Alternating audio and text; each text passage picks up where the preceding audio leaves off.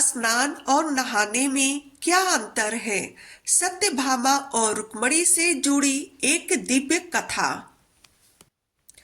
क्या आपने कभी सोचा है कि हम रोज नहाते हैं, लेकिन क्या हम सच में स्नान करते हैं? क्या शरीर पर पानी डाल लेना ही स्नान है, या स्नान का कोई गहरा आध्यात्मिक अर्थ भी है? तो आज की इस कहानी में देवी सत्यभामा और रुक्मणी के माध्यम से हम जानेंगे स्नान और नहाने का असली अंतर। यह सिर्फ एक कथा नहीं, यह जीवन को देखने का दृष्टिकोण है। तो कथा आरंभ करते हैं। द्वारका नगरी में एक दिन सत्यभामा के मन में एक प्रश्न उठा। उन्होंने देखा कि श्री कृष्ण जी हर प्रातः काल स्नान के बाद विशेष पूजा और ध्यान करते हैं।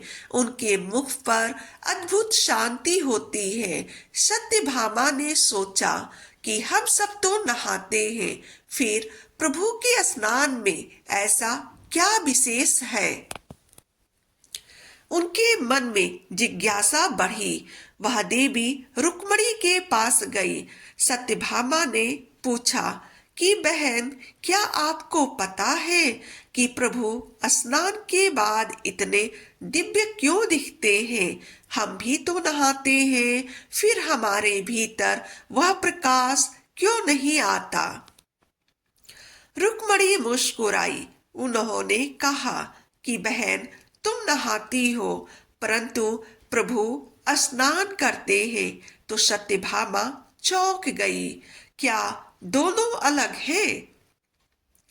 अंतर की पहली परत रुक्मणी बोली, नहाना शरीर को स्वच्छ करता है, लेकिन स्नान मन, बुद्धि और आत्मा को भी शुद्ध करता है। नहाना एक क्रिया है और स्नान एक साधना है।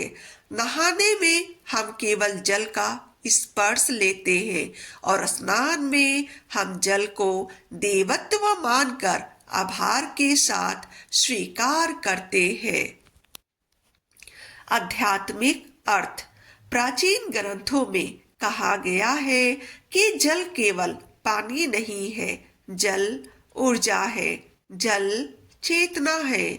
जब हम बिना भावना के नहाते हैं तो वह सिर्फ शरीर की सफाई है, लेकिन जब हम श्रद्धा, मंत्र और कृतज्ञता के साथ स्नान करते हैं तो वह एक पवित्र प्रक्रिया बन जाती है। रुक्मणी ने आगे समझाया कि बहन, जब प्रभु स्नान करते हैं तो वह पहले जल को प्रणाम करते हैं। वह कहते हैं, हे पवित्र तत्व, मेरे भीतर की अशुद्धियों को भी धो दो। सत्यभामा ध्यान से सुन रही थी। तब रुक्मणी फिर बोले कि स्नान का अर्थ है अहंकार को धोना, यानी कि घमंड को धो देना, क्रोध को बहाना और ईर्ष्या को त्यागना। एक छोटा प्रयोग कल्पना कीजिए। कल सुबह जब आप नहाएं तो बस एक क्षण के लिए अपनी आंखें बंद कर ले और जल को महसूस करें और मन ही मन कहे कि हे ईश्वर, मेरे भीतर की नकारात्मकता दूर करें। देखिए कैसे आपके भीतर हल्कापन आएगा। तो अब कथा का मोड़ की ओर चलते हैं। एक दिन सत्यभामा ने निश्चय किया कि आज मैं भी स्नान करूंगी, सिर्फ नहाऊंगी नहीं। तो उन्होंने प्रातः काल उठकर मन को शांत किया। जल को हाथ में लेकर सबसे पहले प्रार्थना की और जब स्नान समाप्त हुआ तो उन्हें भीतर एक अद्भुत शांति का अनुभव हुआ। उसके बाद वह रुक्मणी के पास दौड़ी और बोली कि बहन, आज समझ में आया कि स्नान बाहर ही नहीं भीतर होता है। जीवन का संदेश। हम अक्सर सोचते हैं कि सुख बाहर मिलेगा, लेकिन असली शांति भीतर है। जैसे नहाना और स्नान दोनों अलग अलग चीजें हैं, वैसे ही जीना और जागरूक होकर जीना अलग है। सिर्फ सांस लेना जीवन नहीं, हर क्षण को समझना वही सच्चा जीवन है।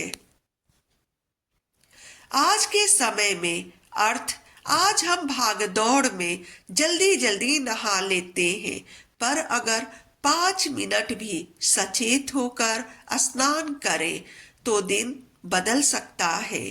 तनाव कम होगा, आपका मन शांत होगा और निर्णय बेहतर होंगे। तो जानते हैं स्नान के 3 स्तर कौन कौन से हैं। नंबर 1 शारीरिक शुद्धि, नंबर 2 मानसिक शुद्धि, नंबर 3 आध्यात्मिक जागरण। जब ये तीनों मिलते हैं तभी पूर्ण स्नान होता है। अंतिम संदेश। रुक्मणी ने सत्यभामा से कहा कि बहन, याद रखो, जल हमें बाहर से नहीं भीतर से भी पवित्र करता है। बस भावना सच्ची होनी चाहिए। सत्यभामा की आंखों में कृतज्ञता थी। उन्हें अब समझ में आ गया कि जीवन का हर कार्य अगर सजगता से किया जाए तो वह साधना बन जाता है।